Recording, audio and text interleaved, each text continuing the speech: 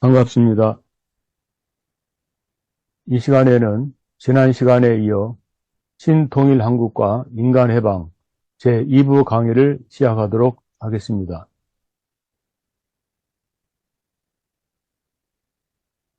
이 시간 강의는 제2부 인류의 꿈, 자유와 평등, 그리고 민주주의와 사회주의의 인간해방과 효종사상에 대해 말씀드리도록 하겠습니다.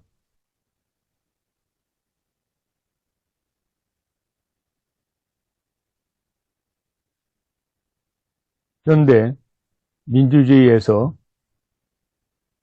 자유, 양심, 평등, 사유재산 등을 인간의 천부적 권리로 보는데 그 중에서도 가장 기본이 되는 이념이 바로 자유입니다.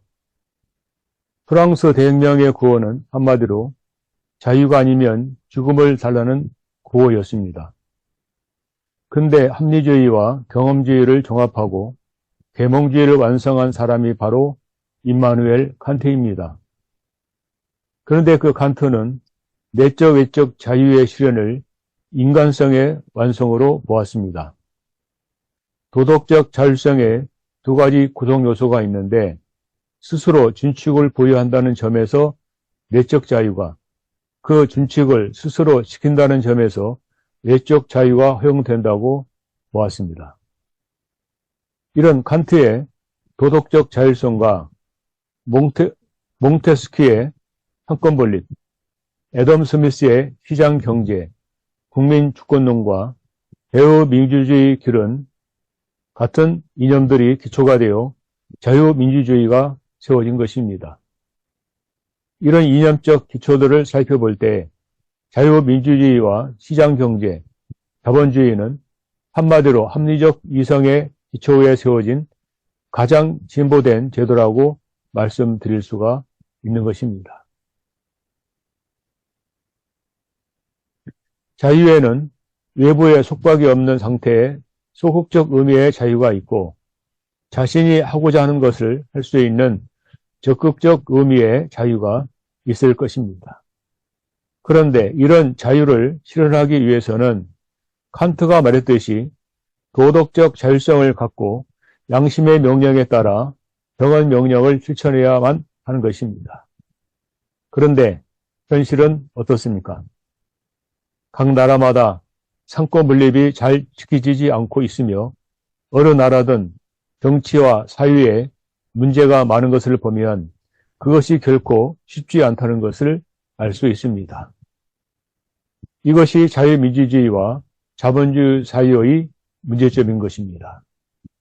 하나님주의에서는 자유의 상실은 이성의 상실보다도 하나님으로부터 부여받은 심정의 상실 때문이라고 보고 있습니다.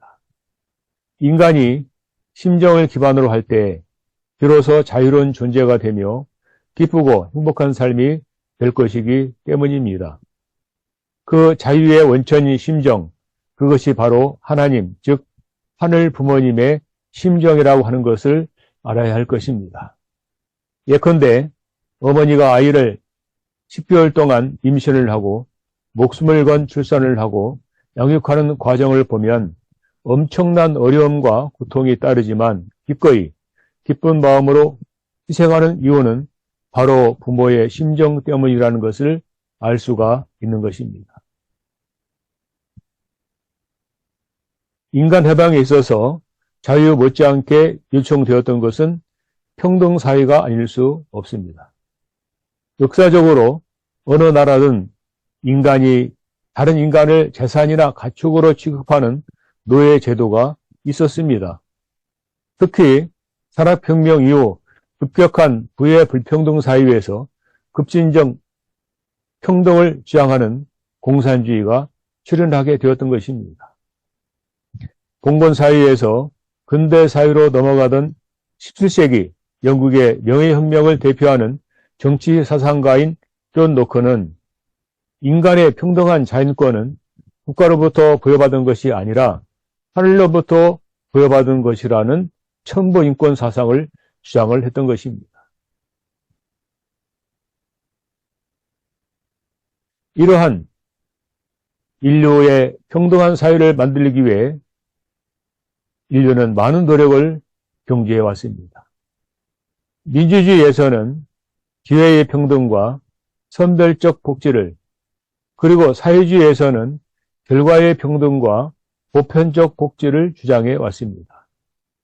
그러나 결과적으로 민주주의든 사회주의든 불평등 문제는 여전히 해결되지 않고 있으며 오히려 갈수록 더 심각한 수준에 이르르고 있다고 볼 수가 있을 것입니다.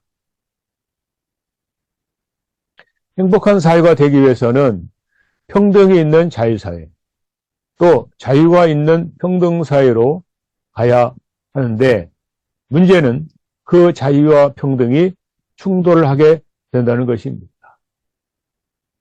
최대한 자유를 허용하게 되면 불평등 문제가 생기고, 또 최대한 평등을 주게 되면 자유가 무너지는 결과를 낳게 된다는 것입니다. 어떻게 이런 심각한 문제들을 해결하고 인류가 평등한 세계로 나아갈 수가 있겠습니까? 그 해결 방안은 과연 무엇이겠습니까? 그것은 하나님주의, 공생주의에 입각한 적정 소유론입니다. 인류는 부모 되시는 주체자 하나님의 다 같은 자녀로서 각자 자기 양심에 따라 필요한 만큼의 적정 수요에 대한 감사함으로써 참된 평등사회가 실현될 수가 있다고 하는 것입니다.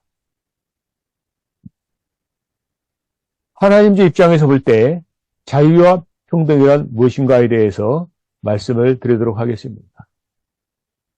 사회주의에서는 평등 분배, 평등 사상으로 인간 해방을 실현한다고 했지만 사실 그것은 모두 허구요, 실현 불가능한 것으로 판명이 됐습니다.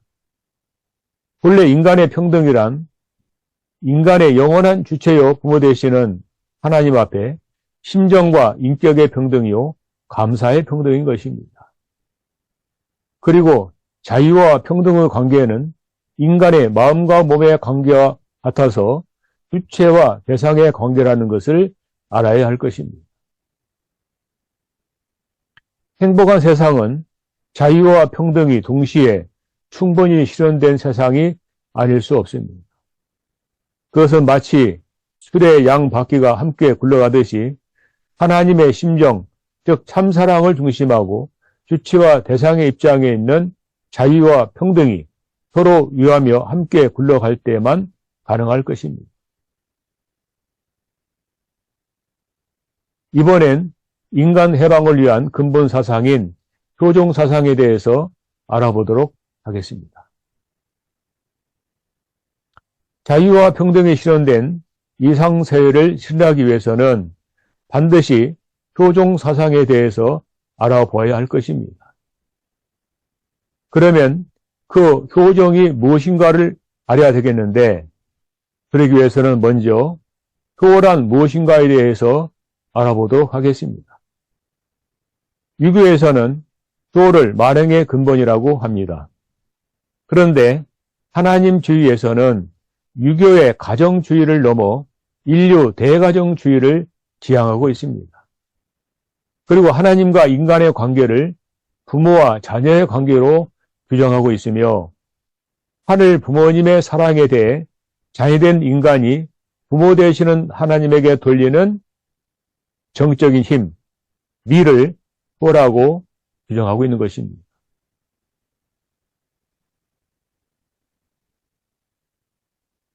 다음엔 심정이란 무엇인가에 대해서 말씀을 드리겠습니다. 심정이라고 하는 것은 사랑하지 않고는 견딜 수 없는, 또 죽어도 또 주고 싶어하는 참사랑의 뿌리 원천을 통일사상에서는 심정이라고 합니다. 하나님은 이 심정 때문에 인간을 창조하셨다는 것입니다. 가정에서 부모는 자녀에게 조건 없이 죽어도 잊어버리는 부모의 심정을 갖고 있는데, 그것은 본래 원천적으로 하나님으로부터 연유됐다는 것입니다. 자유와 평등의 원천은 이성이나 노동의 해방이 아니라 바로 이 심정이라는 것을 깨달아야 할 것입니다. 그러면 이제 효정이 무엇인가에 대해서 말씀을 드려보도록 하겠습니다. 동서고금을 막론하고 자녀에 대한 부모의 사랑은 희생적이고 무조건적인 사랑이라고 말씀드릴 수가 있습니다. 그렇다면 왜 부모는 자녀를 그렇게 사랑하게 될까요? 그 원인은 자녀된 인간이 본래 생명과 사랑의 뿌리 되시는 하늘 부모님의 심정을 닮았기 때문이라고 하는 것입니다. 그리고 인간의 심정이 하나님의 그 심정에 감응하고 공명하여 나타난 것이 바로 인간의 본성적 심정인 것입니다. 그 본성적 심정으로 하늘 부모님의 절대 사랑에 대한 올림 사랑이 바로 효정이고, 그런 하늘 부모님의 마음으로, 심정으로 형제를 진심으로 사랑하는 심정을 효정이라고 하는 것입니다. 하늘 부모님의 절대 사랑에 대해 자해된 인간이 올려드리는 효정은 성서에서 내 마음을 다하고 목숨을 다하고 뜻을 다하여 주 너의 하나님을 사랑하라는 말씀의 실천으로 경천사상과 애천이념의 구현이 되는 것입니다.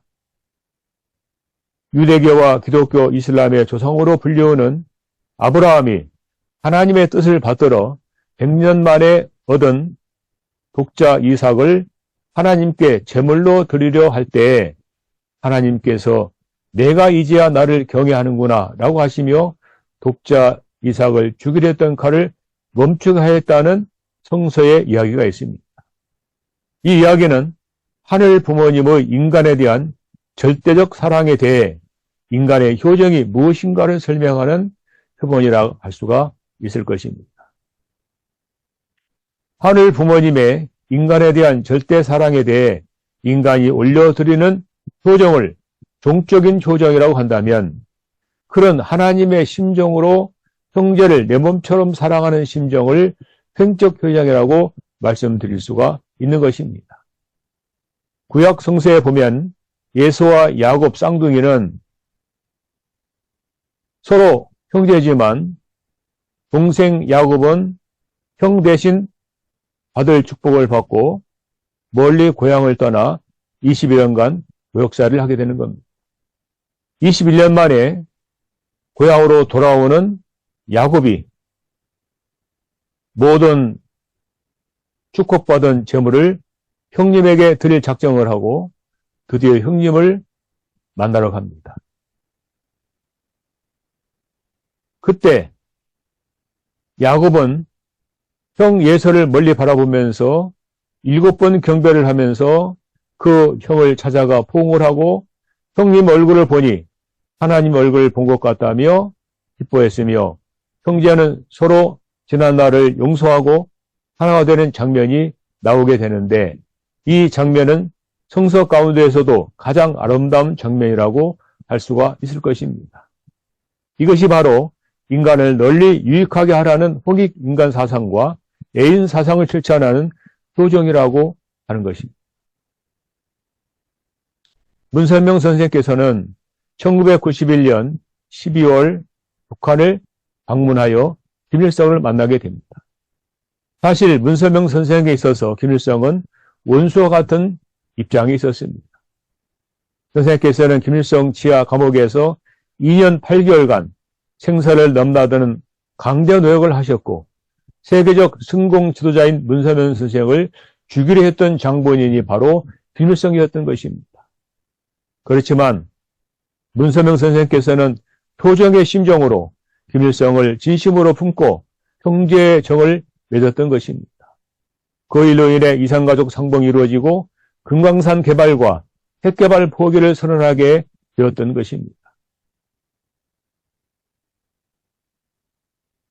효정의 삶이야말로 이기주의와 이타주의를 넘어 타주의로 나아가는 사상인 것입니다. 타주의를 통해 이웃들과 가장 기본적인 인간관계를 맺게 하는 것입니다. 타주의는 곧 효정의 삶을 의미하며 하나님을 부모로 모시고 너와 나, 타자와 나, 그리고 형과 동생이 하나가 되는 사랑의 원리인 것입니다. 이처럼 하나님 아래 온 인류가 한 가족이 될 때 하늘 부모님을 모신 이상적 천주주의가 표현되는 것입니다. 종적으로 하늘 부모님을 사랑하고 모시고 또 행적으로 이웃과 온 인류를 사랑하는 근본 원리가 바로 도정의 삶인 것입니다.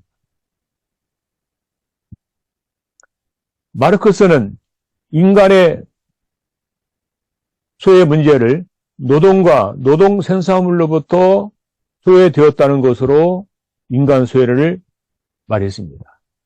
그러나 사실 인간이 상실한 것은 본성적 인간 그 자체인 것입니다. 본성적 인간이란 하나님을 닮은 인간을 말하는 것입니다.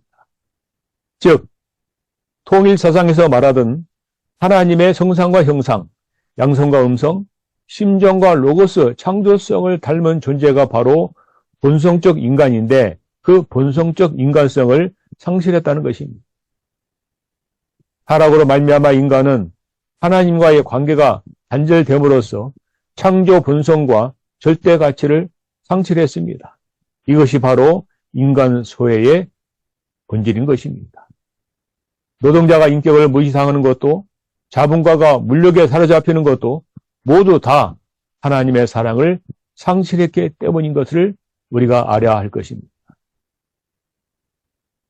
이제 결론을 내리겠습니다. 진정한 자유와 평등 사회를 실현하기 위해서는 인간 해방의 원리인 표종 사상을 알아야하고 실천해야 될 것입니다. 그것은 바로 심정을 기반으로 한 자유만이 진정한 자유이고 심정을 기반으로 한 평등만이 진정한 평등이기 때문인 것입니다. 그동안 자유민주주의와 사회주의가 이루지 못한 인간 해방의 이상을 심정을 중심하고 한 도정의 삶을 실천함으로써 심정해방, 양심해방, 또 소유권 해방을 통해 인간 해방을 완성해 나아가는 길이 인류가 가야 할 이정표인 것을 알아야 될 것입니다.